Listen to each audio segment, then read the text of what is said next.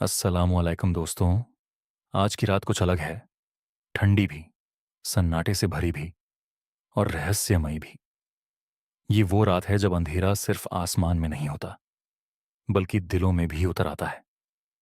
आज मैं तुम्हें एक ऐसे ट्रक ड्राइवर की कहानी सुनाने जा रहा हूं जो एक मामूली सफर पर निकला था, लेकिन उसे अंदाजा भी नहीं था कि यह सफर उसकी जिंदगी का सबसे बड़ा इम्तिहान बनने वाला है।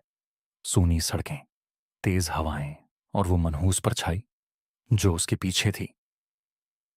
क्या तुम तैयार हो?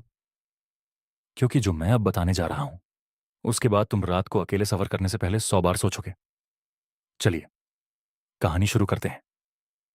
भूतिया यात्री, एक ट्रक ड्राइवर की सच्ची कहानी। अंधेरी रात, सुनसान सड़क और एक रहस्यमयी यात्री।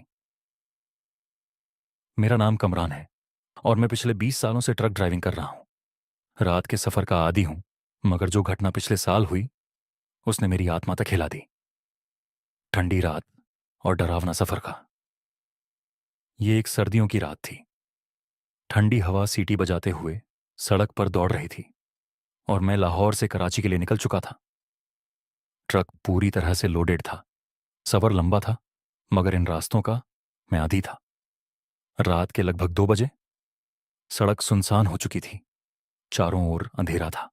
बस हेडलाइट की हल्की रोशनी में एक वीरान रास्ता दिख रहा था। मेरी पलकें भारी होने लगीं। नींद हावी हो रही थी। मैंने सोचा किसी ढाबे पर रुककर चाय पी लूंगा ताकि ताजगी आ जाए। ढाबा और अजीब यात्री। कुछ देर बाद एक सुनसान जगह पर एक छोटा सा ढाबा नजर आया। वहां सिर्फ एक दो ट्रक खड़े थे और एक मंद सी रोशनी झपक रही थी। मैंने ट्रक रोका और नीचे उतरा। ढाबे का मालिक, एक वृद्ध आदमी, मुझे देखकर धीरे से बोला, ड्राइवर भाई, रात में यहां ज्यादा देर मत रुकना। मैंने हैरानी से पूछा, क्यों? उसने कोई जवाब नहीं दिया, बस अजीब निगाहों से मेरी ओर देखता रहा। हवा और भी ठंडी हो गई। मैंने कंधे उचकाए और चाय का ऑर्डर दे दिया। तभी एक दुबला पतला आदमी मेरे पास आया। उसकी आंखों में एक अजीब सी चमक थी, होठों पर हल्की मुस्कान। भाई, क्या कराची जा रहे हो? मैंने धीरे से कहा। हाँ, क्यों? मुझे भी वहीं जाना है।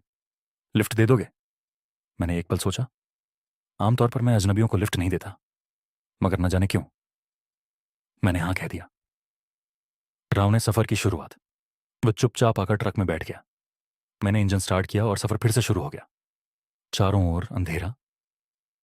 बस ट्रक की रोशनी में लंबी सुनसान सड़क नजर आ रही थी। कुछ देर बाद मैंने उससे पूछा, भाई, कराची में कहाँ जाना है? उसने धीरे से जवाब दिया, जहां तुम पहुंचाओगे।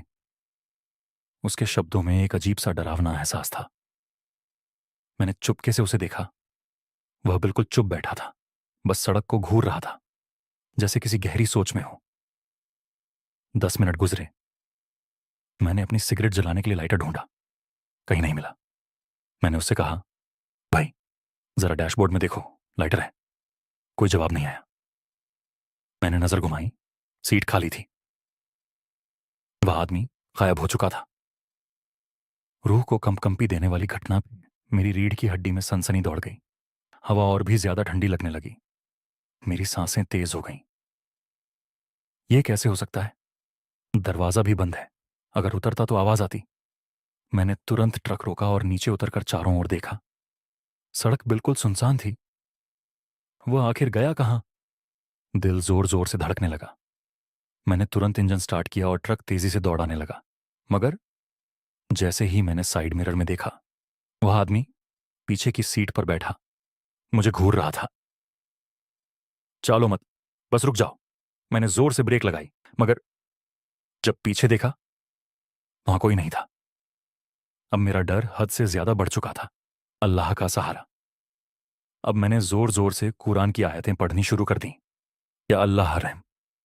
ट्रक के अंदर सर्दी और बढ़ गई। ऐसा लगा जैसे बर्फीली हवा चल रही हो। सांसें रुकने लगीं। तभी मेरे कंधे पर किसी का हाथ महसूस हुआ। क्या मैं मर चुका हूं? उसकी सरगोशी मेरे कानों में गूंजने लगी। मैंने झटके से पीछे देखा। वही आदमी। उसकी आंखें बिल्कुल काली थीं, चेहरा सफेद और होठों पर डरावनी मुस्कान। अब मेरी हिम्मत जवाब दे चुकी थी।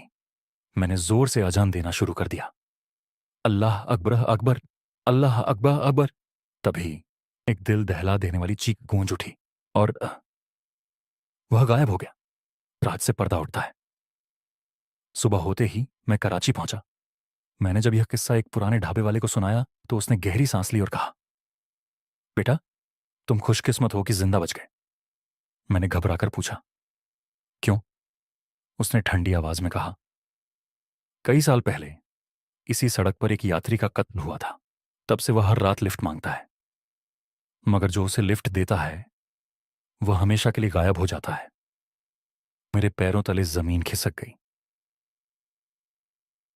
यह सिर्फ एक कहानी है या हकीकत?